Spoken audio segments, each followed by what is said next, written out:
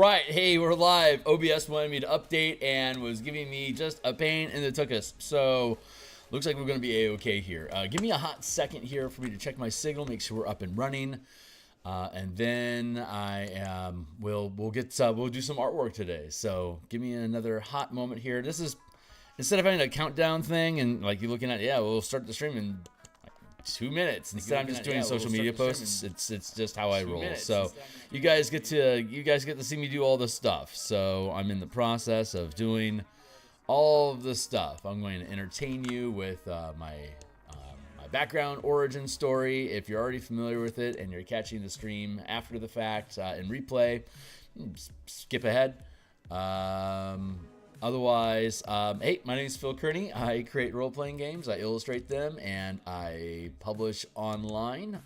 We are creating an adventure for the Eberron campaign setting. I've been a DM since 1987-ish, and I've been an Eberron enthusiast since 2004. I've been a freelance illustrator since 1999, and I've been creating content for Dungeons & Dragons 5th edition since 2018, but we've never actually published an adventure, so that's what we're working on. Hey, Ra. Hey, glad you showed up. Yeah, let's talk shop. So give me a hot second here for me to make sure all my signals are updated and that we are good to go, and then we'll get started. So just another hot second here. Blip, blip, blip. That looks good. Looks good. Looks good. Let's fix my screen here. Okay, cool. Everything looks like it's good to go. If today's stuff seems cool to you, like, subscribe, hit the bell icon for notifications when we're live in the future. I've got a whole bunch of books I've already published on the DMs Guild. They all have free previews. You can check those things out. Here's our entire playlist of all 432 previous episodes. Here's my Discord community. You're welcome to join for free. I mean, just jump in. Hey, and if you want to support me, otherwise, Patreon, you can always kick me a buck. I'll be doing system stuff and character stuff on Patreon, as well as doing stock art stuff eventually. So, hey, Rob. So sick. Oh, man, I'm so sorry to hear that, man. Okay, so actually, before we get started, we're going to let's this is the book I would create back around episode 40. And today we're making artifacts. So we have a number of artifacts that connect to the different planes of Eberron. Here's the different planes of existence. This entire adventure is about Mabar. So, or rather, creating a manifest zone to Mabar. So we have the artifact, the Eye of Mabar, which we talked about extensively further up inside the adventure. But the rest of the other 12 planes of existence we have not logged a lot of information about, but this is a suggestion that you could have as an ongoing campaign, various artifacts that connect to the different planes to create their own manifest zones, that if the characters gain control of them over the course of 20 levels, you can have all the artifacts assembled and reshape reality if you choose. But so we're doing artifacts, we're illustrating them, and as is the tradition around here, I kind of rant about stuff while doing artwork. So one of the topics of conversation, Relfan here over on this side brought up a conversation point that I just want to queue up here in episode 339, page art that we were working on. The question here was about my comments. Let's just listen to my comments here real quick. Here's like 100 adventures. Go ahead and assemble a stack of them from level 1 to 20, and if you want to go through all, like, here's all you can blend all of these different 32 to 64 page booklets into a mega campaign, like a 300 to 500 page mega campaign from level 1 to 20 for your level characters. Except back in Beckmead, they went up to level 36. So it'd be like, here's 20 books. I'll listen to myself right here for a moment while we get started. 36. It's 600 pages worth of adventure content, right? So if you're looking at it old school style, if I need like 500 pages to get my character to go from nobody to retirement legendary status, that's 600 pages of content. Meanwhile, Wizards has a book that might be 290 some odd pages, all things in. for like a 6th level campaign. You see the difference there? The scale of just leaving it up to the players. Like, here's the location, here's the stuff that's going on inside of it. If they're here, you already have some sort of context in mind as to why for them to be there. So instead, they just focused in the adventure packet. What's at that location? Who's there? What they're trying to achieve there? Where the conflicts are at, and what your character, and then a description of everything, so your character's gonna decide what to do. Which is how I structured this Eberron adventure. It's like, here's the... Okay, so that's the general comments, and so the question here is, so regarding this point, then why aren't they making 600 or 300, 500 page books that have a bunch of location-based adventures? And in general, are these MacGuffin-based adventures? So why? And in general why in general are these MacGuffin-based adventures so popular now? Just because people in general want to get level 20 that much? I assume the answer is yes, but I still like my take just to make sure. Anyway, thank you for advice. Rel, you always ask such awesome questions. For folks that don't know, a Rel fan, hey Domo, a Rel fan is a game designer as well, and hangs out on my Discord channel, sharpening knives and basically developing tools. This is a great question. So let's see. Allow me to gather my thoughts, and I shall rant. But before we get to rant, I want to make sure that I'm taking care of myself. Parasol of Irian, the Eternal Day. So we are creating an artifact. Right now we're working on the illustration for Irian, the Eternal Day. It's a parasol, so something involving a ritual with this parasol. This parasol artifact is going to create effects. It is a legitimate artifact unto itself from the DMG. But we haven't fleshed out what it does specifically. We provide a guideline of what an artifact like this can do with the Eye of Mabar, which is up in one of the appendices. But this item specifically is themed around the same idea. It creates a manifest zone during a ritual, but it's a very different item. The Eye of Mabar, basically you hold the Eye of Mabar and you chant the ritual, and it starts creating a manifest zone around you, and it continues to expand as you continue to chant. And then over X days, then it solidifies, and the ritual actually the Eye of Mabar tries to kill you, and or evolve you into an Ultraloth, which is the most powerful form of a Yugoloth, to then have stewardship over this portal. Each one of these artifacts that we're creating for the other planes may or may not try to transform you, may or may not have good or bad intent for you. Mabar is a nasty place, so doing nasty things to people that want to go there makes a lot of sense, but we're leaving a lot of narrative space open. But this space is just basically just providing a visual image of what each of these artifacts could be. So let me just catch up real quick on some flavor about Irian. Irian, the Eternal Day, Eberron. I'm just going to look at some of the critters and stuff that hang out in Eberron and Irian for me to get a little bit of theme of how to like add filigree or fancy, like flair and stuff to that parasol, because it's pretty simple. So let's see. A brilliant white sun hangs in a beautiful blue sky, while rivers of liquid glass flow down the mountain of quartz.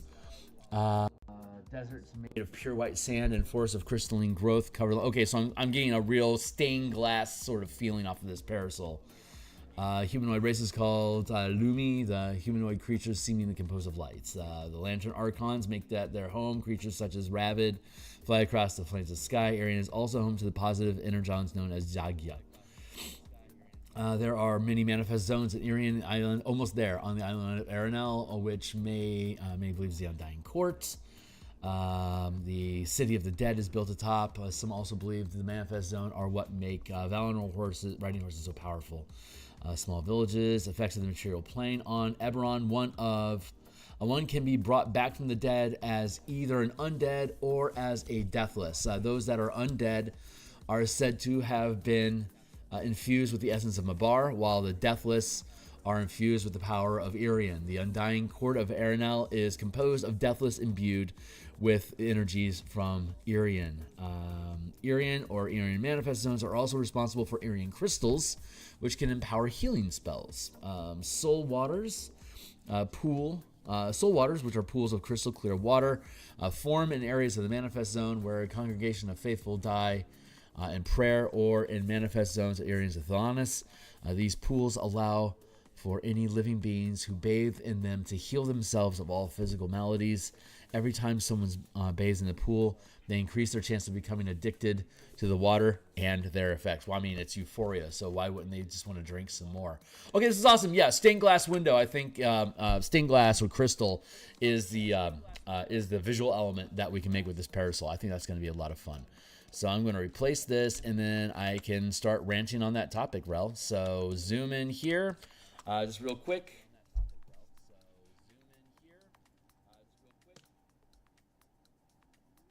Oh, I thought you were into design. My bad. Well, I didn't mean to call you out there incorrectly. I thought you were designing stuff for game systems. So that seems to be what most of the conversations revolve around. But regardless, hey, what's up, my guys? Okay, fine. How much of that counts? Not really though. Okay, so again, we've drifted away from the conversation. So if you go back to the front screen, you can hear me talking about that.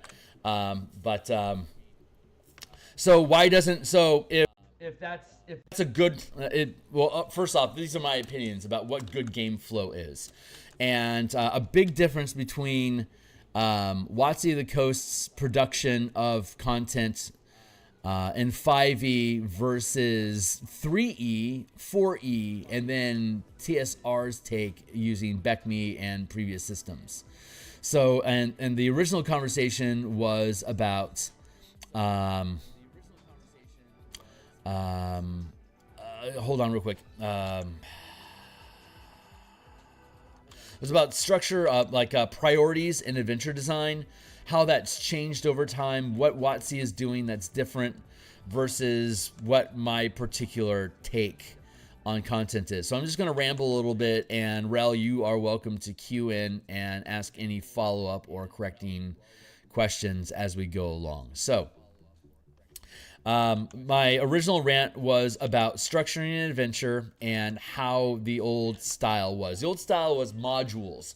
A module was an adventure book, typically 32 pages in size. It was a location-based dungeon that had a number of different factions that were operating inside this space that had objectives that they were trying to achieve. When your characters get dropped into this scenario, they may or may not know anything about what's going on inside of that adventure packet. But the assumption in TSR was exploration first, and then everything else flowed forward from the discoveries during that exploration. So, like, you move into a space. Yes, I have hiccups. Hold on. And the assumption is that characters would visit a space, and then they would start making decisions about, is there anything here that's of value to us that we want to attain? Do we have any challenges or difficulties with attaining those things? And let's start resolving what those challenges are so we can move forward with our objectives. It could simply be something, and it just depends on what it is. Like the Lost City. The characters, the setup is that the characters are in a sandstorm, and they need shelter and cover, or alternatively, they've been commissioned to go out. To finish that thought, they're caught in a sandstorm, and the top of a pyramid or ziggurat has been uncovered by the storm. And although it's dubious of the safety inside, it is a way to weather the storm. So the characters go into the pyramid, and an adventuring hilarity ensues. Alternatively, your characters could have been commissioned to find a lost temple or a lost pyramid that's been buried in the sands. And when you find it, you are able to then start exploring it, because that's the gig. In either one of those scenarios, your characters go into the pyramid and start exploring it. During the course of the event, you start at level 1, and you dig your way down the pyramid. And as you go from the top level, like from the top of the pyramid, and start working your way down into the pyramid, you end up finding a further stairwell that leads, or pathway that leads down to an entire subterranean city, the Lost City. This takes you from like level, I think like from level 1 to 15, something like that. It's a good spread, and there's a shitload of monsters on each level of the pyramid as your characters descend into the depths, and eventually you find different cult factions and contradictory goals within those factions that are like trying to take control of the temple complex. There could be other adventuring teams that are already running around inside of there that are also rivals of you. And as tradition of Beckme campaigns, you're there to loot the hell out of it, take all the gold, take all the magic items, take them back to town, speak of your revelry, and gain levels as a result of it. I think the Lost City is 64 pages, but it's typically there's 32 or 64 pages. So there is no purpose to be there other than to just be there and exploring it, which is how the old school D&D, like the original role-playing game, the first role-playing game in the world, didn't have plots. It didn't have like a storyline. It barely cared who your character was, because you were expected to get killed. So you'd have to roll through a number of characters over the course of a dungeon, or like from level 1 to 30. Like, it'd be a miracle if you can get your character from level 1 to 36. And, you know, without them at least dying once. But then you have to have, like, how much backup magic do you need to get this character up and running again and again and again? The answer can be quite a number. Your character could get killed every adventure, and if you don't have the resources to raise them, then they are done, and you roll up a new character. So it was a very it was a very hazardous, like for your characters, it was very hazardous. They weren't expected to survive very often. So, like, the idea of having an ongoing character is like, that'd be cool, but it's unlikely. Plus, the structure of the way the mechanics were built in the Beckme system is that there were very minimal class features. Like, if you're a spellcaster, you basically have a list of spells, and that's it. If you were a fighter, you would have some advantages or gains that you would have, like extra attacks, or be able to do more damage with chosen weapon masteries, specializations, and like there was weapon specialization then. And so there was very minimal mechanics that would go along with what your characters were capable of doing that were actually provided by the character. It wasn't until Advanced Dungeons and Dragons that they started making more abundant class features. Like if you check out the old school Barbarian, Illusionist, Ranger, Paladin, Cavalier, they started adding on all these different class features that made one class separate from the other. But back in the Beckme day, the classes were very bare bone. Like a cleric and a wizard were very similar, except for their spell selection, because there wasn't really much else about the characters other than what spells they can select. So that meant that almost all of your character's identity was wrapped inside of what gear your characters were able to obtain. What makes me different? What makes my fighter different from your fighter? Well, my fighter might have a glaive and like boots of speed and wings of flying, while your character might have like adamantine plate mail and a heavy shield and a mace of disruption that destroys undead on hit. And otherwise, our characters are identical, other than the hit points, other than the amount of hit points that we have in our stats that we rolled up when we made our characters. Those might be the only differences between our characters. What magic loot I have. So going into dungeons and finding loot was literally a major part of what your identity was inside of the oldest versions of the game. When AD&D came out and they started adding on class features, then all of the characters were still literally the same. All barbarians were the same, but barbarians were now very different in flavor from rangers and from paladins and from fighters. So they started differentiating identity of one class over another with some features that you would gain. But once you decide what that class is, that pretty much didn't change. It was static. And so again, it was the magic items that you accumulated that made your character distinguished from another character of the same class. 5e, 3e, 4e, and 5e, well, 3e and 5e changed that. 4e actually fell back into that. Every class is pretty much the same. Like there was a laundry list, like a small list of class features in 4E that you could choose from that would differentiate your fighter from another fighter, but otherwise it was a very small list. It was 3E and 5E that exploded identity of your character by having progressive builds. Every time you gained a level, you could multi-class into changing the identity of your character. Plus there was subclasses in 5E, which were prestige classes, and 3E, which was a massive chain of class choices every level. And those choices could be radically different. And there was feats that would make your character radically different. And then you layer in, finally, the magic items that the character uses to kind of complement all of that. And I go through all that detail to say that WotC introduced... This started with Tracy Hickman and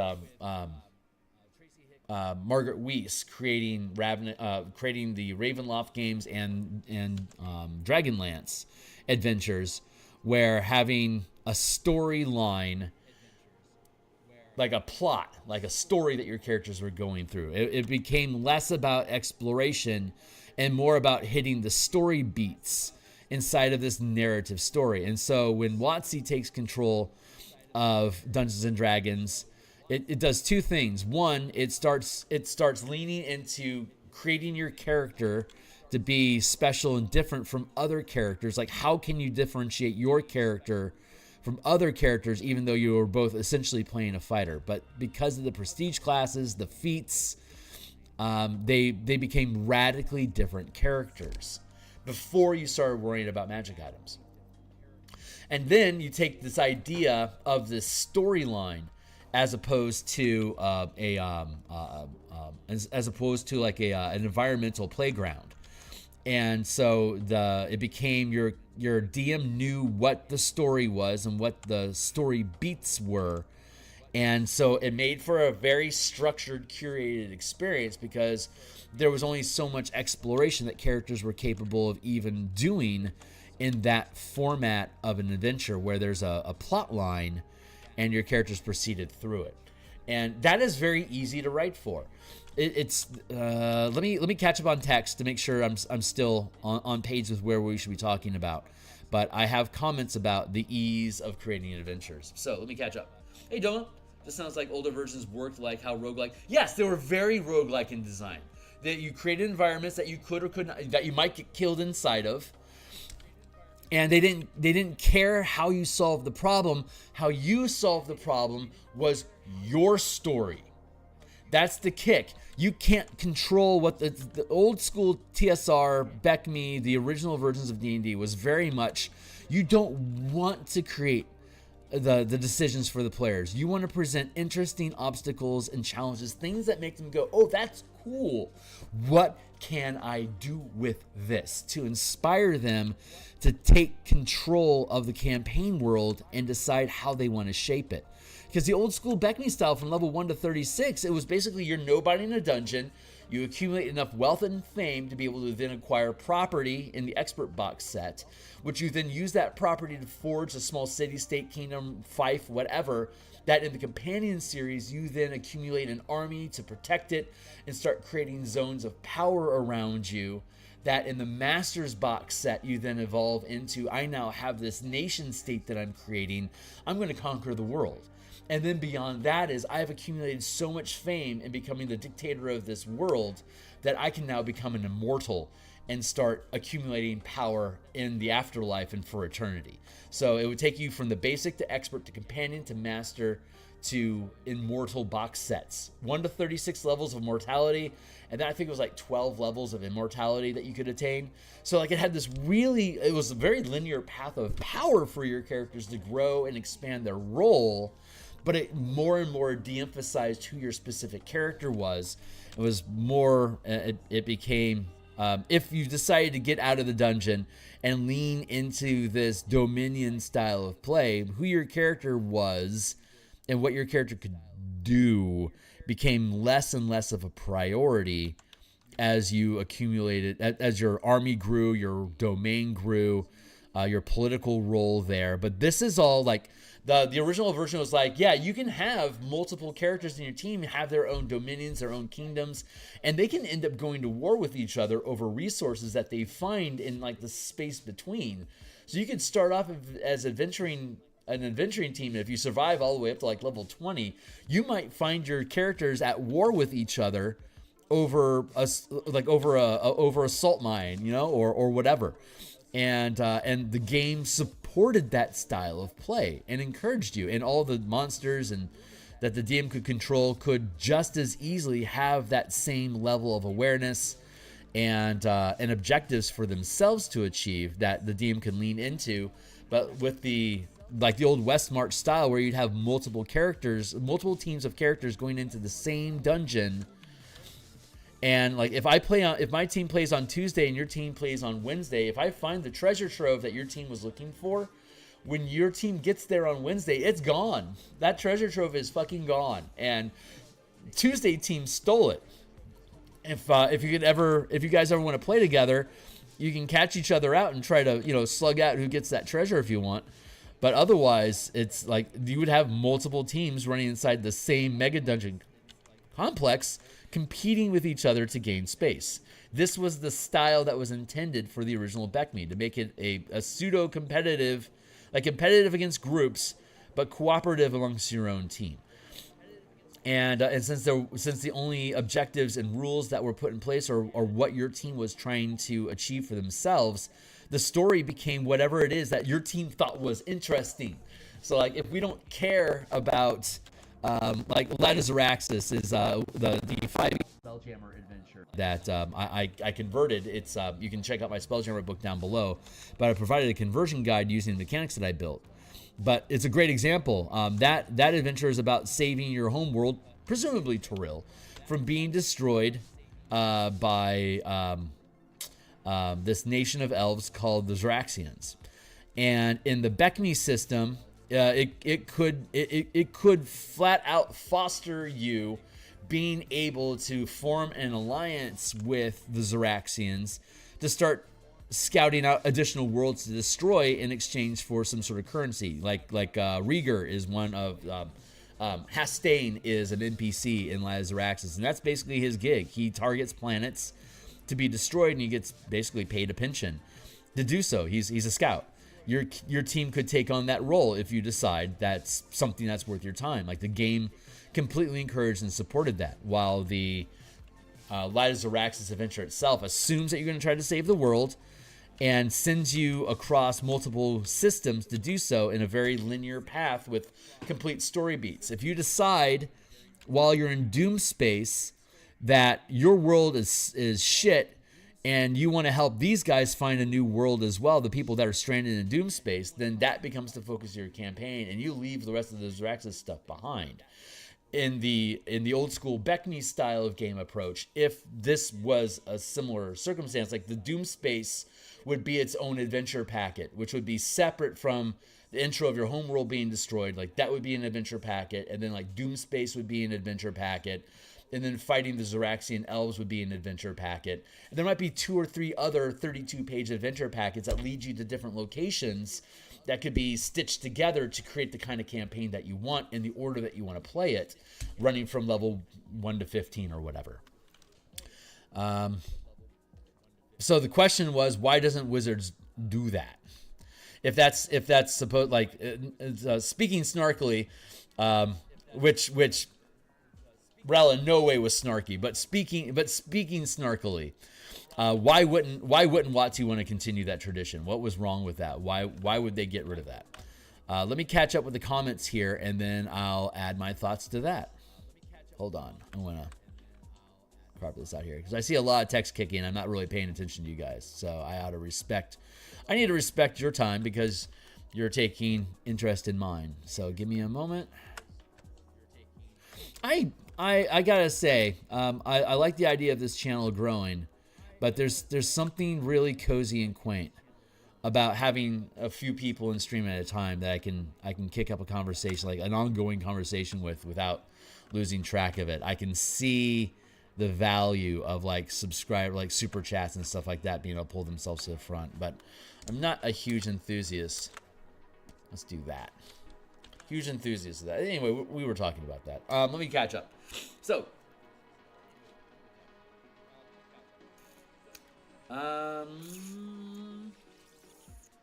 neat. They could go a different dungeon and ignore the first one if they want to. No, yeah, absolutely. I have a. Let's see. I think we would now. Yeah, exactly. That is a sandbox. That is the sandbox style of game. And it's a very different. It's a very different production. A different process of production. And they could go in a different dungeon. Yes, and I think we would now call that dungeon. The party would typically have an incentive to not skip it and keep them on track. Well, the agreement between the players and the DM is that you're here to explore this space, and there's going to be stuff here for you to take. And if the DM is in sync with their team, they already know this is the direction that they want to go in. Like if you're doing a hex crawl and you find a dungeon, and your team is like, yeah, we want to clear that dungeon because we want to take control of these hexes eventually. It's like, okay, well, you need to delve into that dungeon. So it's inside of their own declared objectives that the DM is creating obstacles and challenges for them to achieve it. It's not a story. It's a series of objectives that they're attempting to achieve for themselves. And so it's a very different approach. It's one of them is, here's a story you're going to go on, and your characters are essentially going to react to the things that happen inside this story. Whenever a story beat happens, your character is going to respond to what those story beats is, and depending on how they respond, it'll either be easy or difficult for the DM to move on to the next step, assuming what they had done. It's like Light of Xeraxis is what I'm referring back to today. It's assumed that your characters want to save your world. If they don't give a shit about their world, they get on a Spelljammer ship, and then suddenly like, wait, there's multiple realities, and we hate ours, so let's go find a better reality where life, like magic is better, the people are better, everything is better. Let's just bail out of this place. Like, Light of Xeraxis isn't built for that. It has to assume that your characters are on board with saving your world for all the emotional stuff and plot points to actually stick in the game. It relies on your buy-in that way. It's a different type of buy-in. The buy-in on that is at the meta level, it's, I'm going to run this story, and your job is to stay on the tracks, and I might have to tell you you're outside the scope of the adventure because I'm running this adventure. And if you go in that direction, we're no longer in the plot point. That feels horrible. But I bought this $40 adventure, and we're only on the 15th page, and you're already making the rest of the 200 pages irrelevant. As opposed to a Beck Me campaign, here's a 32-page packet. It costs me like a couple bucks to buy it, and I can string together a lot of these. If you don't like this one, you're going to have to deal with it eventually. If you want this territory, I can set that aside. But for that $40, I got like 8 different adventures. We could just pull up one of these other ones and mess around with those instead. So there's a much lower cost to the DM to be able to throw these things together. And those are really difficult to make productive, to be profitable for 2024, 2020, 2014, 2000. It became more and more, it becomes more and more expensive to produce things. And there's less value in like a $6 32-page booklet of an adventure scenario that your team could destroy or build up or whatever. It's a matter of what is Wizards of the Coast willing to produce for profit that can be useful to the players in the campaign. And I would honestly say that the ability to control your own destiny inside of your game environment is antithetical to the profit that WotC has developed for the D&D product. And it's much easier to create these linear paths because you could create scenarios, but like if I'm not interested in your swamp fort, no one's gonna buy your fucking, it's a giant waste of money. Only people that are interested in a swamp fort are going to purchase our swamp fort packet. And we put a lot of time and effort into this. We put a lot of production value into printing this, and no one is buying it. So now it has become unprofitable. So they're creating these storylines these epic narratives that can be referred to as a common experience. Hey, did you run Curse of Strahd? We have an attitude around Curse of Strahd. There's only like a dozen or so adventures that Wizards has actually put out, but they become touch points inside of their curated culture space. Where, have you ran Storm King's Thunder yet? Have you ran Icewind Dale, the Rime of the Frostbane? Have you ran that yet? Have you ran what is it? The Temple of Elemental Evil. I think they redid that. Like these are very curated lists of adventures that they're taking you through, because if they create a lot of hype around a central storyline, they can sell that as a book, and there's no loss of profit. These tiny little packets, these 32, 64-page packets, are very much, do you need this one? No. Well, then that's a waste of time. But they actively encourage you to build your own campaign, to create your own world, to teach you with the core mechanics of the actual rule book how to run mega dungeons, how to run hex crawls, how to build your campaign world, so that you don't need any of this content. But if you're interested, here's a swamp fort. Here's a desert land, and sometimes these were popular, sometimes they weren't, but they were examples of things that you could do as a DM to create yourself. All these little packets were just examples of how you could build and run your own campaign. The old TSR style was, we want to teach you to run games, and we'll provide you stuff to make it easy for you. While we don't even have monster creation rules anymore. In the 2024 Monster Manual or DMG, they do not teach you how to make monsters. They are creating curated experiences with the content that they provide to lead you through. Their marketing data says that players don't want to think for themselves anymore. They want to be led through a curated roller coaster. They want to go on an amusement ride.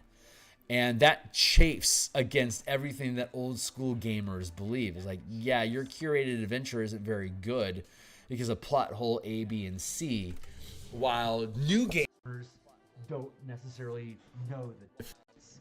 So it's minimal design for maximizing profit. That's why Wizards doesn't create 600-page books of these environmental things, because they want to have you go on a it's basically like how video games are becoming movies with action sequences that you can go, but basically at the end of that sequence, in a lot of games, you're still proceeding on the storyline that they had. It's just you're having opportunities to sculpt the narrative a little bit by the result of this battle, for instance. That's very much what D&D is becoming. It's a 2010 plus video game mentality injected into a board game experience, or board game mechanics.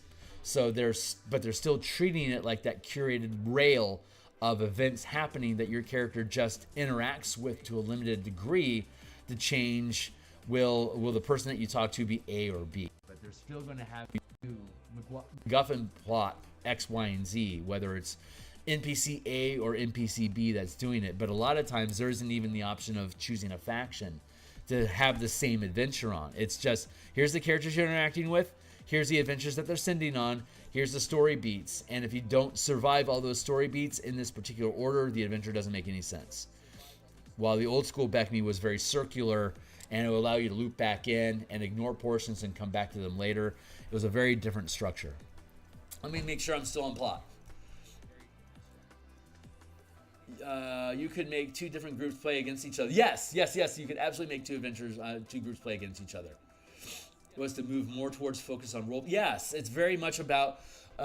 It's not so much about what decisions are your characters making now. It's how are they responding to the choices that are made in the adventure for them. Because if you don't choose to fight the space pirates, you can't move on to the next chapter. So you have to fight the space pirates, but how do your characters feel about fighting these space pirates? That becomes the decision that you make.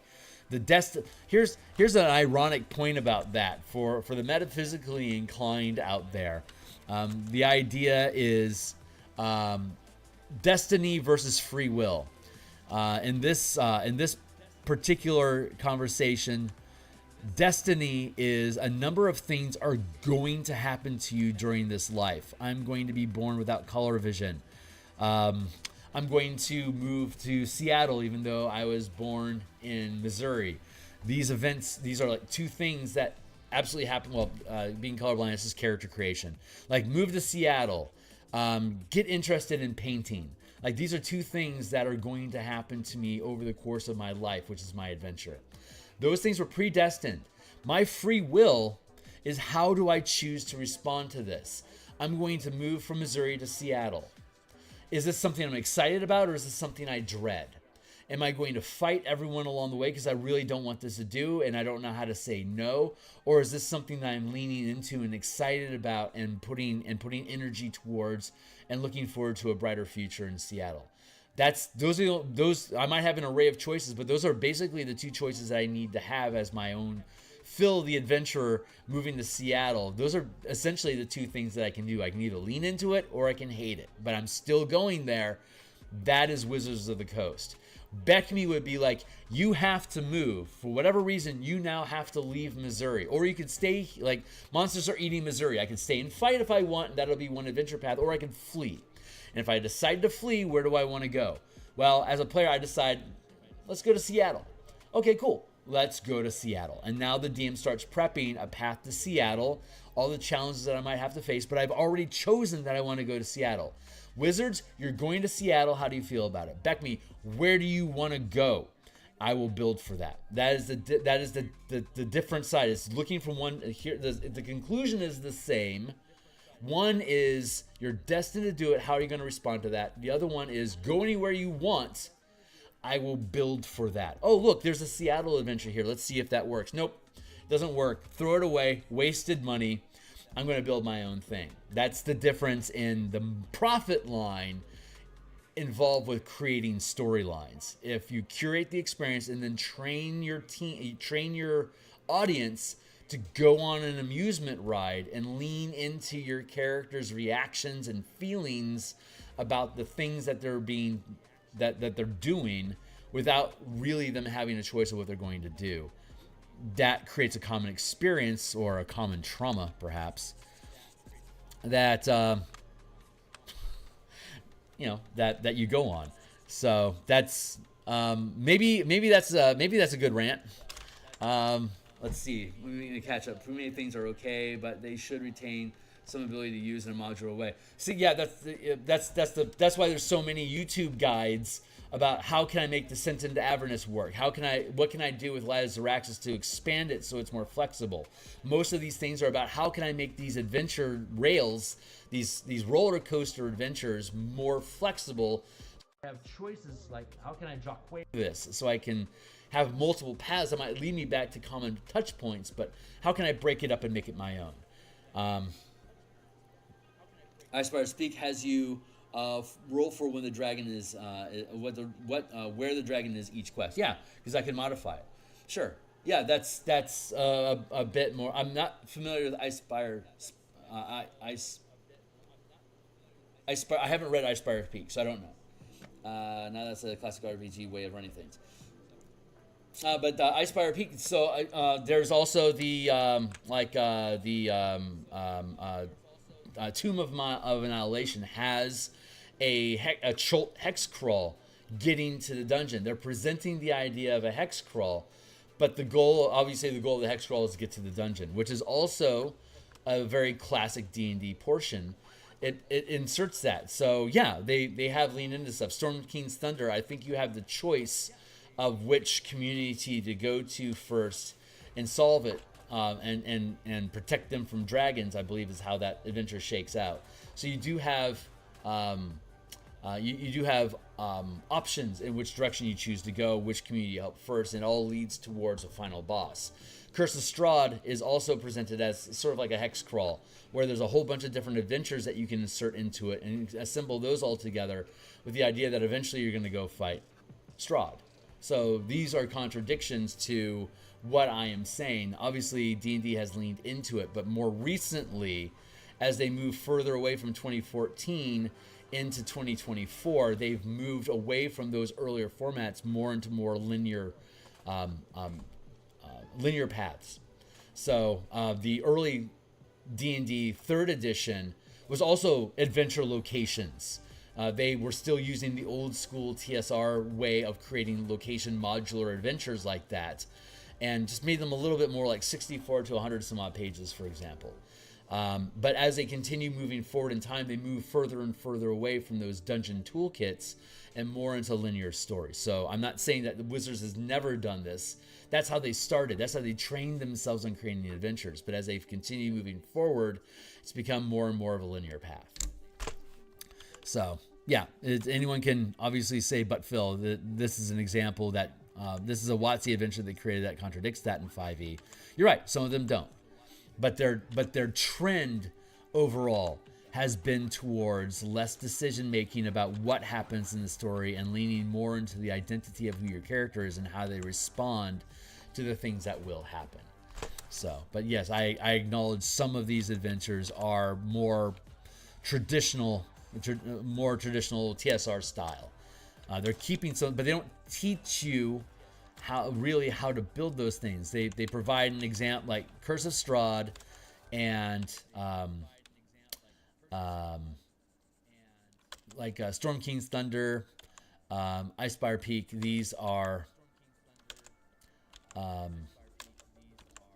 pre-built adventures that give you examples of this, but there's like no information in the DMG about like how to make these things, how to assemble them, how to conduct a hex crawl. You kind of have to figure it out. So, like Tomb of Annihilation. So, anyway.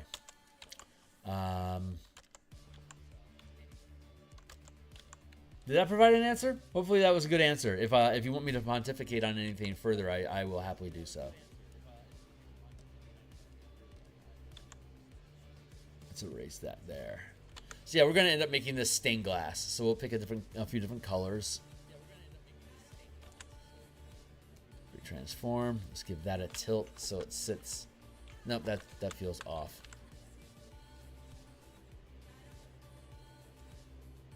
There we go.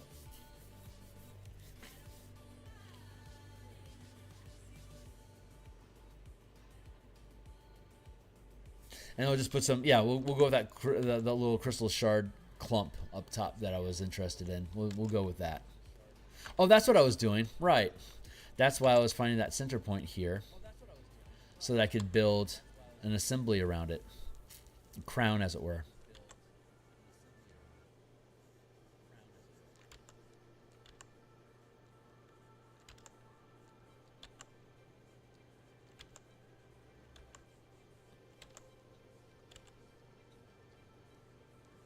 Yeah, it's just not profitable to create little packets that may or may not meet your immediate needs, like Swamp Fort, right? And unless you have a campaign that needs a Swamp Fort, who cares? But if you're playing Ghosts of Saltmarsh and you've committed your team to running that campaign, then you can have a Swamp Fort in Swampmarsh, and it will eventually be used because it's been set up to use it.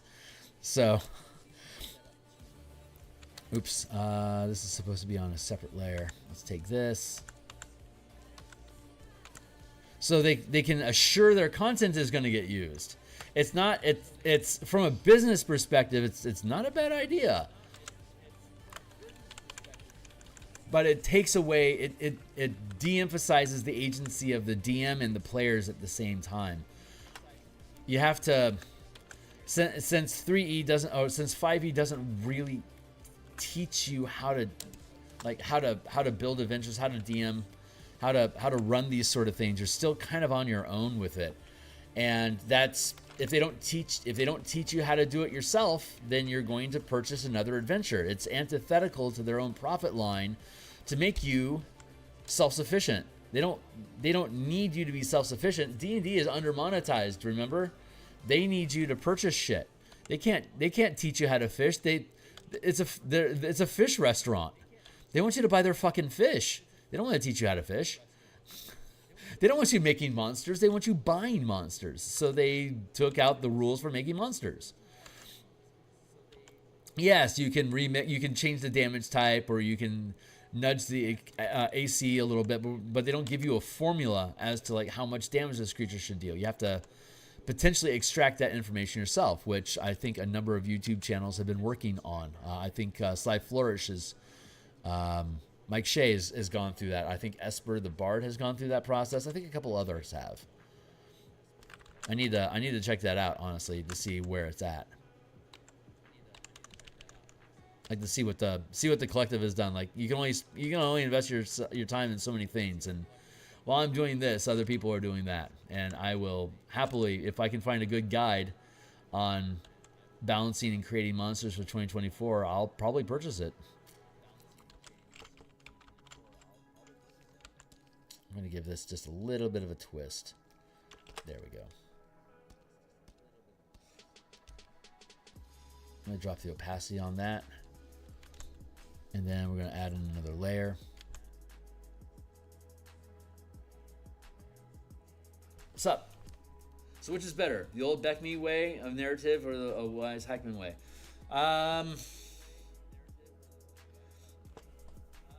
Made have sense. And right on. But from what I gathered, TSR was probably not a big company if the way they made their money was with these small books. Well, $5 is worth $10 now. So...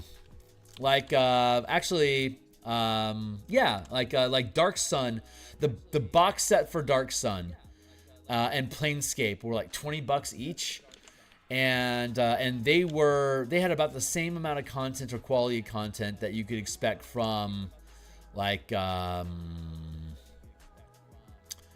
would be a comparison, like the Strixhaven or the Ravnica book. It was like what, $50. So it was back in those days. The cost of making the price point was about 40% of what we see now. So a $5, like a $5, 32-page $5 adventure pack would be like $12 now if you purchase it in the store. But we can download them. I'm hoping what can happen if they really lean into the sigil, whatever, virtual tabletop, that they get back to these location-based dungeons, because they've basically created a virtual tabletop that creates locations. So I'm hoping that they go back to their roots. Ironically, this virtual tabletop thing could be what brings WotC back to thinking about these location-style dungeons. Because they have a tool that can build locations now. So like if they're going to make money with that, they kind of have to encourage us to build tools with it. So maybe they'll lean into how to design a location dungeon. I don't know if that's what they're going to do or not. But which one is better? It depends. A lot of people don't want to have to. They want to go on a roller coaster ride. They just want to show up and put in the time and have opinions and bash monsters on the head, and they're fine with a linear path because it's guaranteed to get them to the next battle without them having to deliberate the issue. The problem with Beck Me style, I run Beck Me style games, and some sessions are spent around the team because the team doesn't meet up outside of the game, so they'll spend game time, sometimes an hour, 2-hour chunks of deciding what do we want to do for the next 3 or 4 levels, which I think is valuable because I'm the guy that's going to curate this stuff and build it off of the decisions that they make. That stuff is critical to me as a DM. But if you're just showing up to bash goblins, like this might be a complete waste of time for like this 2 hours like been a complete snooze for you. It's like, just tell me when there's something for me to hit. I'm going to check out, and they get into their phone. So you have to understand what your audience actually wants before you can decide, what style is best for you in the first place. And if you've never ran a mega dungeon, or if you've never been in a hex crawl environment, you might not even have, you don't even know what the appeal is. Like, why would I do this? It's 'cause they're fucking fun. Because it's just exploration for the sake of exploration, and acquiring loot and seeing how you can interact with the creatures and the environment that you find. And it's very exploration focused. The goal is just to fuck around and find out. It's the pure goal of it. And if you're successful, you're going to take out loot, you're going to gain a level, you're going to get new magic items to make your character more powerful, so you can fuck around more in the future and find out more stuff. So it's just, if you only have time for like, if like you're in for like a 7, like a 10, like if you've paid a DM to take you through an experience to see if you like D&D or not, rails are important, because if you're just testing it out and you want to see how things go, getting hit with a bunch of decision making might not be the experience that you were signing up for. I don't want to make these. I just want to do a thing. Just do a thing. But if you're like really into that exploration, like I itch for exploration. I love just exploring stuff, and that is totally reflected in my style of DMing. So the players that are that naturally gravitate and stay at my table are also explorers, and they know that they have the freedom to be able to go and do whatever they want in my campaigns, as long as you give me a little advance notice to prepare for it. So it's a very, very different type of structure. Both are viable. You just have to understand what your audience wants. And sometimes your audience doesn't know what they want. They haven't had enough experiences to distinguish from one style from another. They might have an impression of what D&D is supposed to be and not know how to express that. So there is the Project Sigil. It has a quiet release. There's not a lot of content for it. But you can put tokens in it and build rudimentary dungeons in 3-dimensional isometric space. Yeah, it's out there. I think you have to be a subscriber to have access to it, and I do not subscribe to D&D Beyond. I just buy books from them so I can do stuff online with you guys. I think I would enjoy the exploration style if the monsters were not ugly. Well, yeah, you've kicked around a little bit in my hex crawl, and you've kicked around a little bit in my dungeons in the past. So that's a small taste of what that exploration is. But if like you had like level 1 characters and you were set to go to level 20 over the course of that 20 levels, whatever the campaign is going to evolve into would be largely driven by the things that you think are interesting. So it's a very fun style of game, but it requires the players to be motivated and make decisions inside of the campaign world for themselves. It's literally not spoon-fed to you. While the story style of adventuring is being spoon-fed to you, which, like I was saying, some people, that's specifically what they want. So you really gotta understand what are your objectives, what does your players really want, how much effort are they willing to put into it.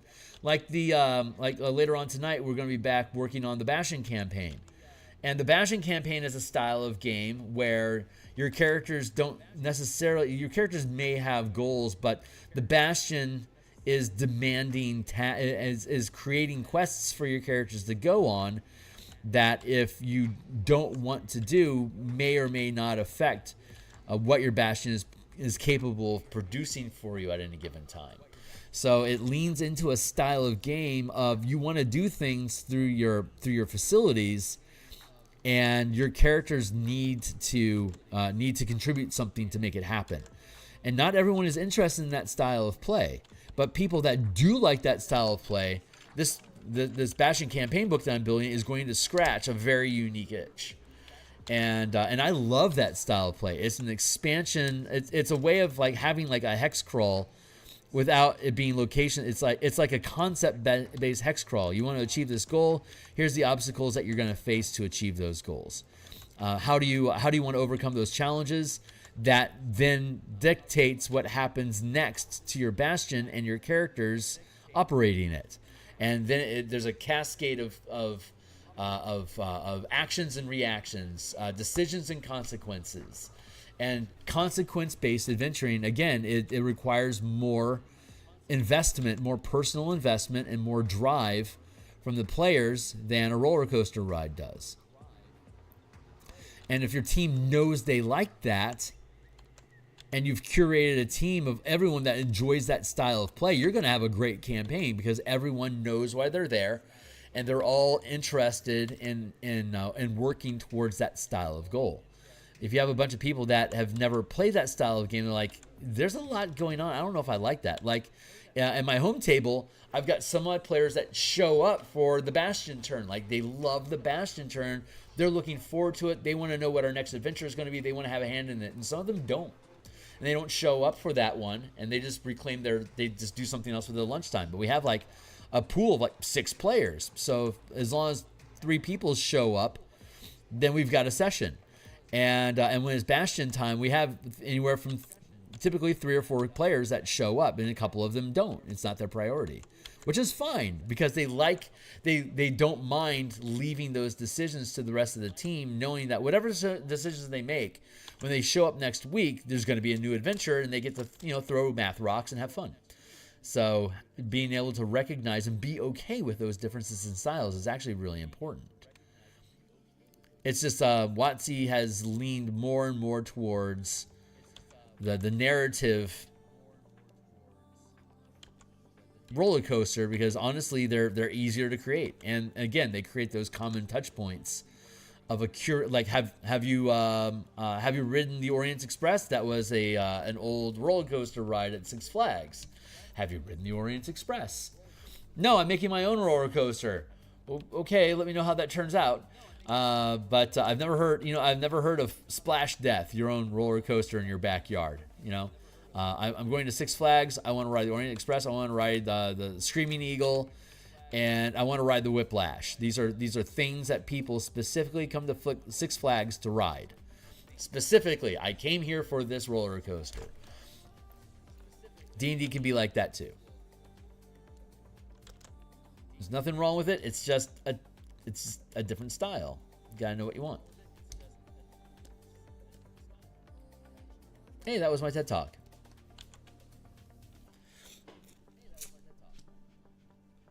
Penumbral Parasol. Hey, Francois.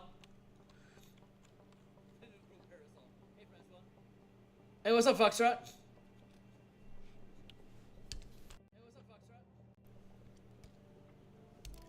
You have this. Yeah, it's going to have the Arian, the plane of eternal light. It's like eternal sunshine and crystals and radiance. So we're going to make the parasol out of stained glass. So that's the line art structure to it. We'll pick out some cool colors like some crystals and stuff. Blue and white seems to be the predominant colors that are there. So we'll probably we could create like a light effect here of like cascading blues mixed in with like silvers and golds and white and stuff here like that. It'll be cool. I think it'll turn out a-okay. So I like the line art on this one.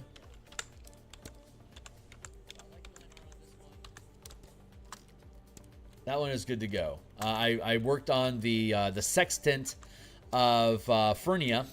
Furnia is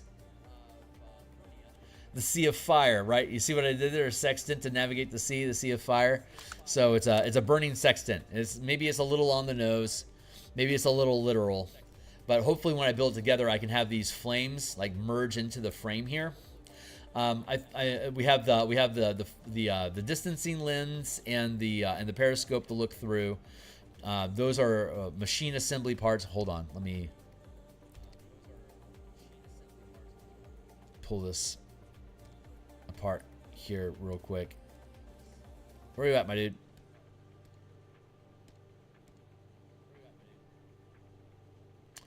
Let's see.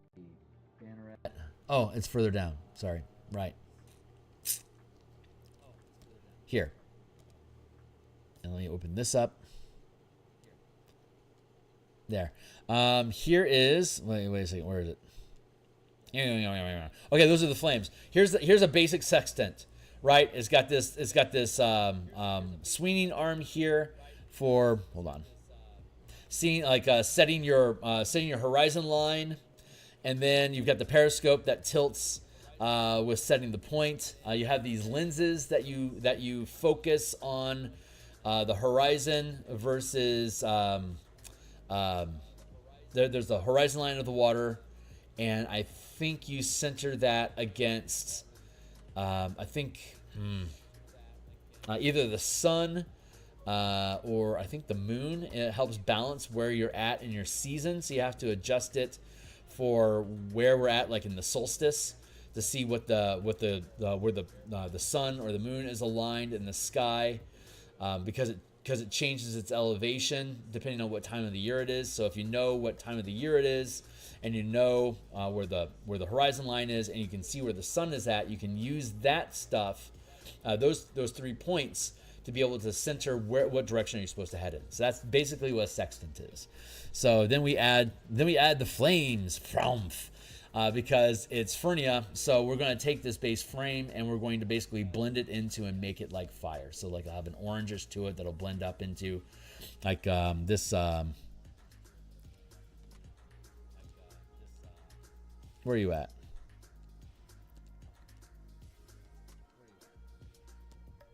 Yeah, like this assembly, we'll end up melting this assembly into the fire. Like it'll just be fire.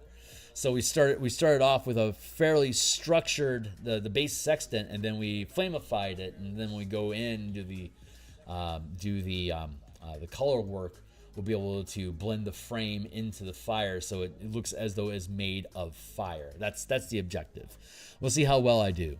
But so yeah, this one I did this one on Saturday just because I wanted to do some artwork as opposed to working on. I got 2 pages of the book done on Saturday, and I decided to work on the sextant as well. So we were making some progress there. And what else do we got? Hold on. Yeah, bring that back. So now we only have we have the Lantern of Delure. We have the what am I missing? Something's hidden.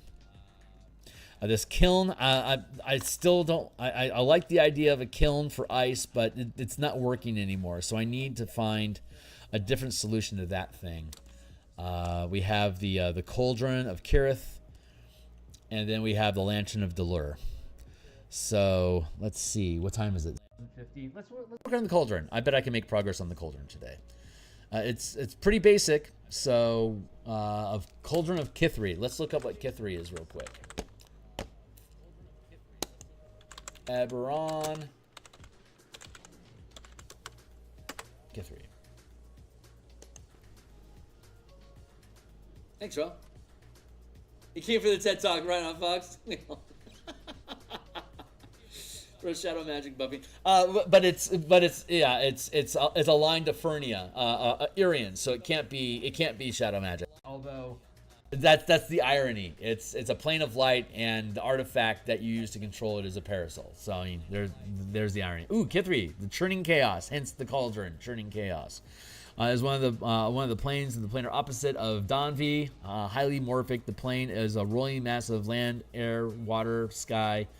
Magma, steam, all the manner of elements, forces colliding in a constant turmoil. So it's the elemental storm of 4E / limbo versus the Donvi, which is basically like Mechanus. Kithri is a constant state of unrest. Keep a location from morphing by strength of will. I love that. The second edition AD&D version, or first edition AD&D. Limbo, you could sustain a pocket of limbo with an intelligence checks, which we eventually turned into a concentration effect for 3E and 5E. The most populous is Kithri, is Slod. Okay, so Slod faces, Gifts of Zerai. Yeah, it's basically Limbo. Perfect. So I know what to do. First, we're going to use radial symmetry, or rather, reflective symmetry. So I only need to work on one half of the cauldron, because the other half of the cauldron is going to end up just being a mirror of it. So I can just create my circle here. Congratulations to the playtest team in the Mega Dungeon on Saturday. We hit 5th level. I'm very much looking forward to that. This week, tomorrow on Tuesday, I'm going to continue work on the 2024 playtest Artificer to get that up to speed. And then Friday, so we'll do the Armorer tomorrow, and then on Friday, we'll do the Alchemist. And then we will officially be done working on Artificer for the time being. And then start, even though we're going to be 5th level this week, character updates and blah, blah, blah for the Mega Dungeon. Since I'll officially, technically, what's the right word I want to use? Since I'll be at a stopping point for developing new stuff for the Martial Powers of Color Mana system at that point, I can then use my Tuesday and Friday next week to start looking at new sample characters. Like I can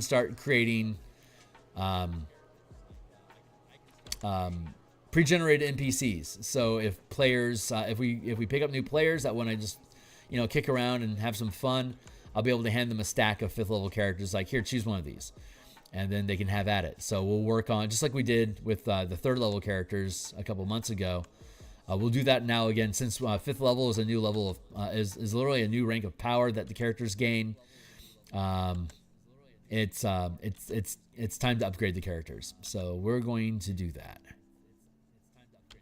So this week we'll finish Artificers. Next week we'll start making new characters, and eventually, once we have the Color Mana books updated with the 2024 rules, and the Martial Power book is published, so all these mechanics are available and something that people can reference for conversation, then I can potentially start going into my Patreon and building characters out of the Color Mana system based off of Magic the Gathering cards. So I could, like, say, like from the Strixhaven set, there's a Sedge Witch.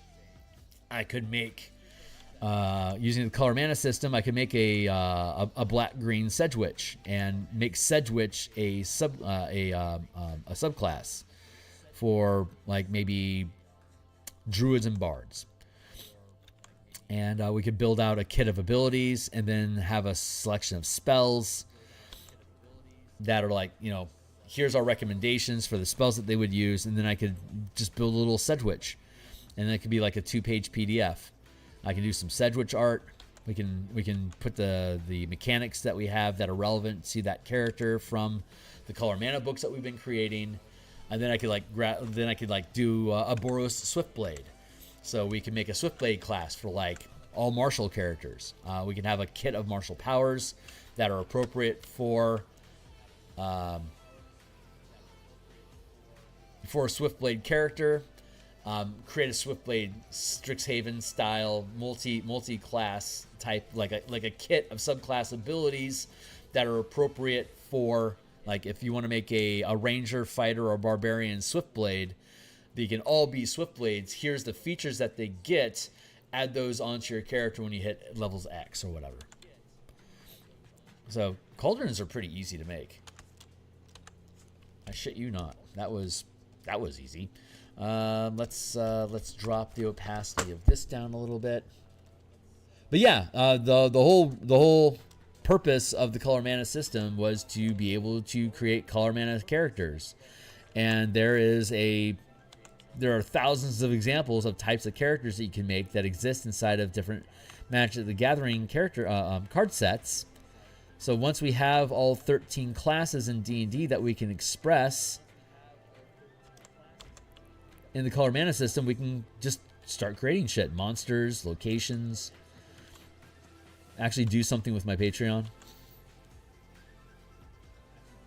I'm excited about that.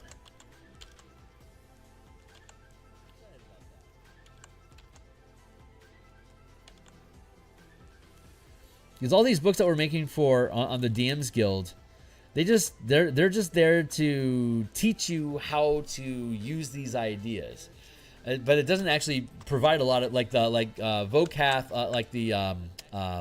Vokath's Battle Crab is an example of how to use my Spelljammer rules to create new adventure ideas. Yeah,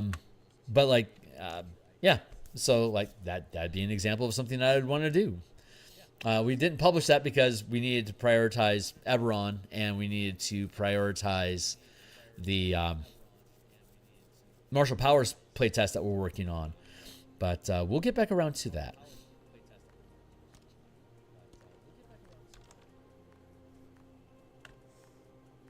There's a huge amount of basically pent-up production that is waiting for this Eberron adventure to publish.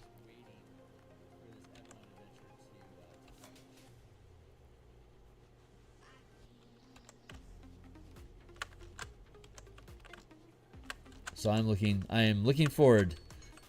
I in no way resent the creation of this adventure. I am simply looking for it to be birthed so we can move on to all the other cool stuff that I want to do.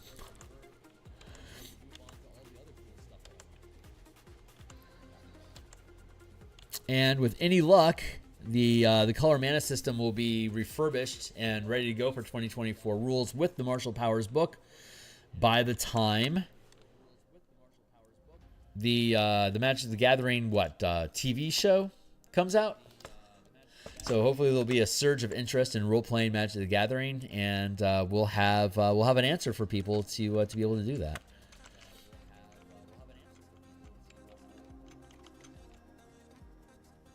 Yeah, that feels good.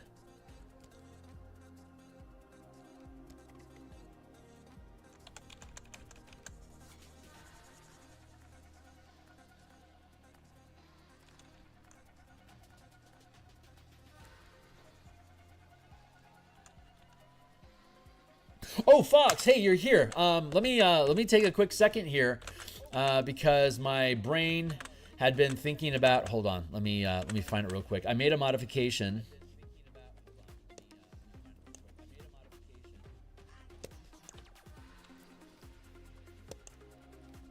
Let me just take a hot second here on Martial Powers. Because you grappling the tentacle statues made me think about action economy. The shove action is something that you can use as an attack action that requires the enemy to make a saving throw, either a dexterity or strength saving throw, or get pushed off of you, which breaks the grapple condition. Otherwise, you have to spend an entire action to break the grapple condition, to like escape. Like the escape action is an action, but pushing or tripping somebody is an attack, and tripping and pushing does break grappling. But it's not technically escaping; it's shoving them away from you so that they can no longer continue holding on to you, and that causes them to break the grapple. But a modification that I made, and this might not necessarily be useful to you specifically, but it made me think. Close quarter combat, so we updated it. While this power is sustained, you gain the grapple mastery, which is you can grapple something after you hit with an attack, and it ties up your weapon. You're basically grappling with your weapon by locking it to them. And you can attempt to escape a grapple instead of making an attack. That's the thing that we added there. You can now use if you have close quarter combat active as a first rank sustained power, you can grapple after making an attack, and you can use an attack to break free of a grapple. And in addition, while you are grappling a creature, if it escapes, let's spell escapes correctly.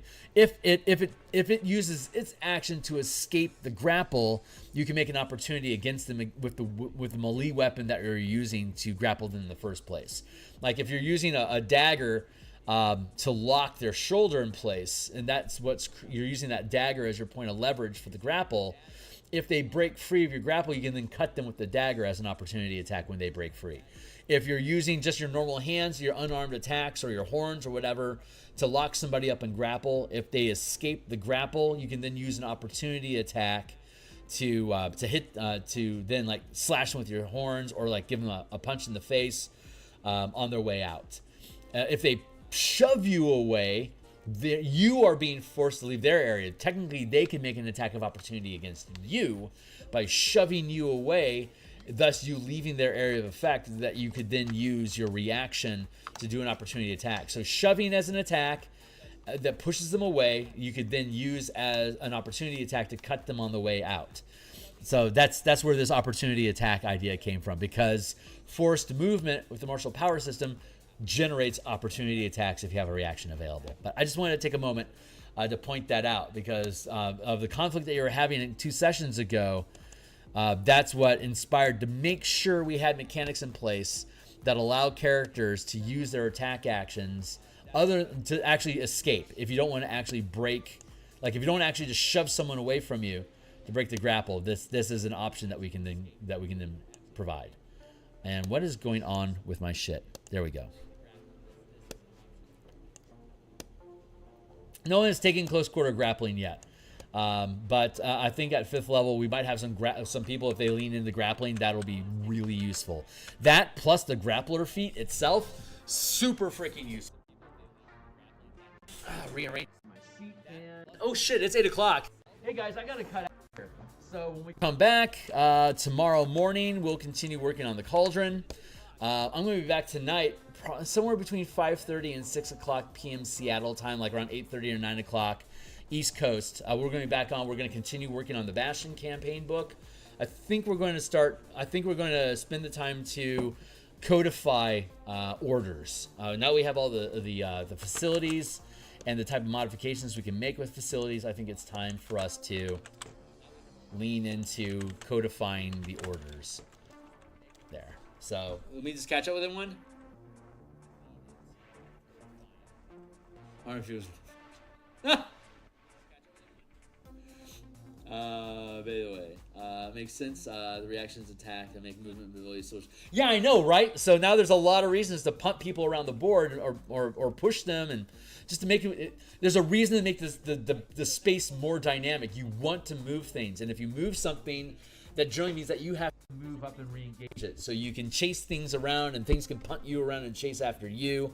I'm hoping that we see a lot more. I'm going to start leaning into movement effects a lot more with monsters as well, just because I want to lean into that effect to see how it works.